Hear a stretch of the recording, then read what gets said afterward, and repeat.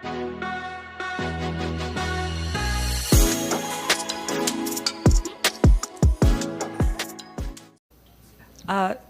Pulay. Chair, may I allow our SOCMED to Yes, speak of with course. regards kasi pioneer Ma'am agent Clarissa po yun. Imperial, social media ng Pulay. Good morning po, Mr. Chair.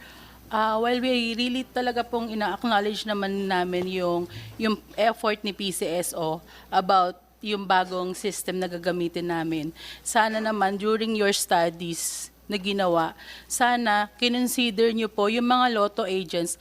We are renting po ng mga pwesto at hindi lang 1,000, 2,000. Most of us, more than 10,000. Imagine po, kung 10 months po kaming tetenga na nagbabayad po kami ng renta at hindi pa namin alam kung kailan talaga yon, talaga po nakakasama ng loob, Mr. Chair, kasi hindi lang naman po talaga 2,000 na lotto agents ang naapektuhan. Bawat isa po sa amin, at least may 1 or 2 tellers, which is sila po yung mas nakakaawa. Sila po yung mas tinamaan ng malaki kaysa sa amin. Kasi po kami, may mga ibang hanap buhay po kami.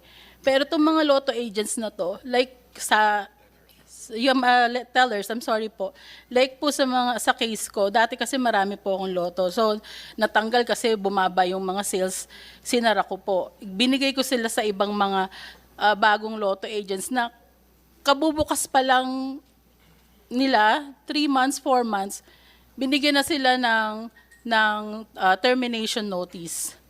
Ang isang lotto outlet po, para makita po namin yung established na sales namin, we have to operate for at least 6 months to a year. Hindi po ganun kadali ngayong kumita sa lotto kasi tabi-tabi na po kami. Pinagtabi-tabi kami. Ang dami naming kakompetensya, produkto pa ng PCSO. So, ang hirap po para sa amin. Yung pong 2,000 lotto agents, may kasama po kaming mga tellers na mas mahirap pa po sa amin. Na sa totoo lang po, wala po silang kabuhayan ngayon. Wala po yung iba sa kanila talagang makain kasi wala na po kaming ipapasweldo sa kanila.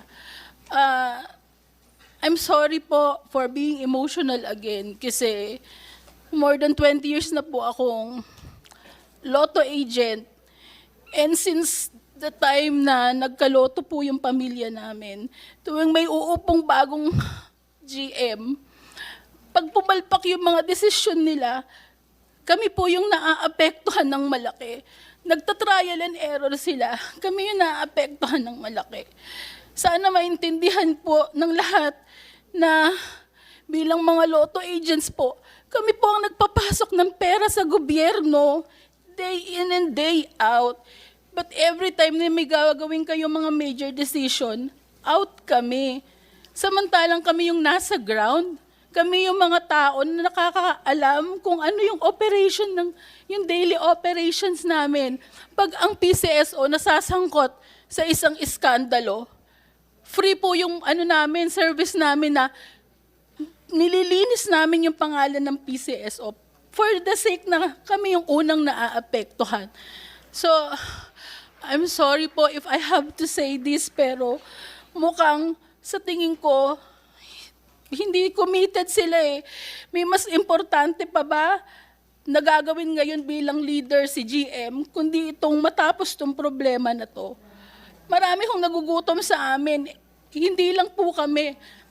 Sa totoo lang, ninakawan niyo po kami ng karapatan na maghanap buhay ng marangal at kinuha niyo po sa mga mananaya namin ang karapatan na umasa balang araw magiging milyonaryo sila dahil sa iskandalong ito na kayo-kayo na lang daw ang nananalo.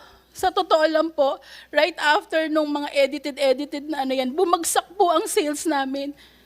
Binato po yung sasakyan ko. Yung teller ko minumura ng mga tao.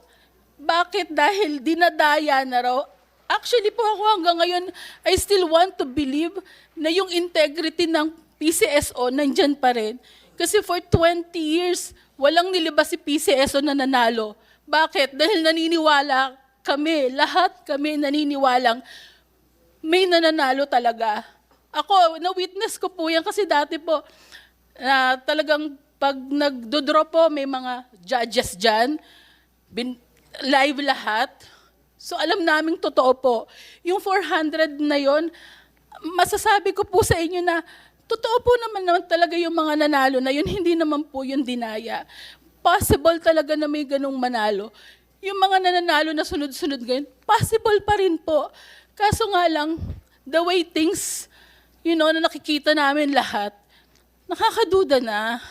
Sobrang nakakaduda na po. And Ano po yung nakakaduda na? kasi po, katulad po yan, minadali yung iloto. Diba? Hindi pa sila ready sa system. Bakit yung sistema na kahit maraming problema, maayos naman po naming nagagamit? Bakit pinalitan? Hindi po ba dapat ang ginawa ninyo?